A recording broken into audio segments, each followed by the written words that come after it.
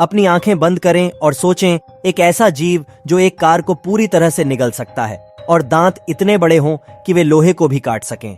हाँ, हम megalodon shark के बारे में बात कर रहे हैं जो समुद्र में लाखों साल पहले राज करता था। क्या आप मेगालोडॉन शार्क के बारे में जानने के लिए उत्सुक हैं?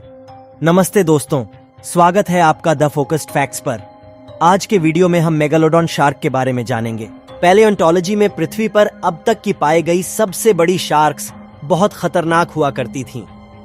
मेगालोडन नामक इन शार्क्स के बारे में फॉसिल रिकॉर्ड से पता चला है और उनके विशाल दांतों ने इनके बारे में सबसे ज्यादा जानकारी प्रदान की है, जो लाखों करोड़ों साल तक फॉसिल में बचे रह गए। हम इंसानों के पास एक ही समय में 28 से 32 दांत हो सकते हैं, परंतु क्या आपने कभी 40,000 दांतों से लैस किसी जीव के बारे में सोचा है? मेगालोडॉन शार्क एक ऐसी मछली है जिसके पास से 40,000 तक दांत पाए गए हैं, और वो भी सिर्फ एक ही शार्क के थे। मेगालोडॉन शार्क्स हर 2 से 3 हफ्तों में अपने दांतों को बदल देते थे, जिससे उन्हें अपने शिकार को मारने में आसानी होती थी। इसलिए एक मेगालोडॉन शार्क अपने पूरे जीवन काल में 40,000 दांतों तक पैदा कर सकती थी। आमतौर पर इंसान के दांत 20 मिलीमीटर तक लंबे होते हैं, परंतु क्या आपको पता है मेगालोडन शार्क के एक दांत की लंबाई 7.48 इंच तक हुआ करता था। वैसे अगर हम इन शार्क्स की औसतन दांतों की लंबाई की बात करें तो ये 4.5 इंच से लेकर 5 इंच के अंदर आता है।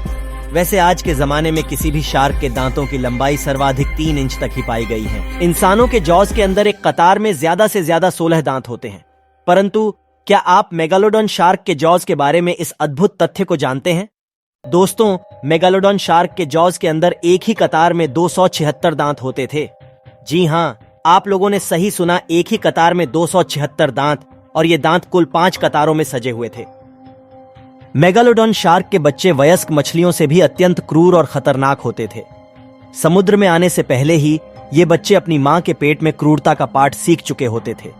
मां के पेट में अधिक जगह होने से वे ठीक से विकसित हो सकते थे, इसलिए इन शार्क्स के बच्चे अन्य बच्चों को मां के पेट में ही खा जाते थे। जन्म लेते समय इनकी लंबाई लगभग 2 मीटर तक होती थी। पैदा होने के बाद भी ये अपना पेट भरने के लिए अक्सर अपने भाई बहनों को खा जाते थे। वास्तव में अगर ये शार्क्स अपने भाई बहनों के साथ ऐसा व्यवहार करती थीं, तो सोचिए कैसे वे अपने शिकार को बेरहमी से मारती होंगी। दोस्तों, अगर हम वेल्स के बारे में बात करें तो आज के समय में समुद्र में इनसे बड़ा कोई जीव नहीं है। ब्लू वेल तो धरती की सबसे बड़ी मैमल है, लेकिन क्या आप जानते हैं कि मेगालोडन शार्क इन वेल्स को अपने नाश्ते में खा जाती थी? जी हाँ, वैज्ञानिकों के अनुसार 65 टन वजनी इन शार्क्स को जिंदा रहने के लिए प्रतिदिन 1 टन से भी ज्यादा खाना खाने की जरूरत होती थी, और वेल्स के शिकार से इनकी ये जरूरत आसानी से पूरी हो जाती थी।